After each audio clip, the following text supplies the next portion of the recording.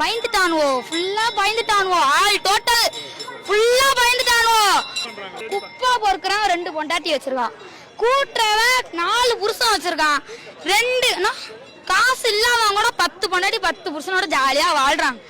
எங்கள்கிட்ட காசு இருக்கு, நாங்க வச்சுக்குவோம், வச்சுக்காம போவோம். உங்களுக்கு என்ன அரசியல் தானே, ஓட்டு தானே, ஓட்டுக்குள்ள வச்சு நீங்க சமாளிக்கணும். அந்த எங்க வீட்டுல எவுத்த வீட்டுல ஒரு கிளவி இருக்கு, போட்டு தள்ளணும் அதை. ஆனா அந்த கிளவிய விடவே கூடாதுண்ணா. சிஎம் ஆகுறாரு, அது வீட்டுல வச்சு சதற விடுறானா. இது சீக்ரெட் மேரேஜ் தான், நம்மளுக்கு ஒண்ணும் இல்ல. அந்த சங்கீதாவுக்கு இப்பதான் நேரமே கிடைச்சிருக்கு. ஸ்டாலின் சங்கீதாவோட கரெக்ட் பண்ணி காசு கொடுத்துருப்பான். கரெக்டா எலெக்ஷன் அன்னைக்கு வந்து நீ கரெக்டா டைவர்ஸ் வாங்க வந்துரு, நான் உங்க 2 பேருக்கு டைவர்ஸ் வாங்கி கொடுத்துறேன்னு ஸ்டாலின் தான் சொல்லியிருப்பான். வேற யாருமே இல்ல.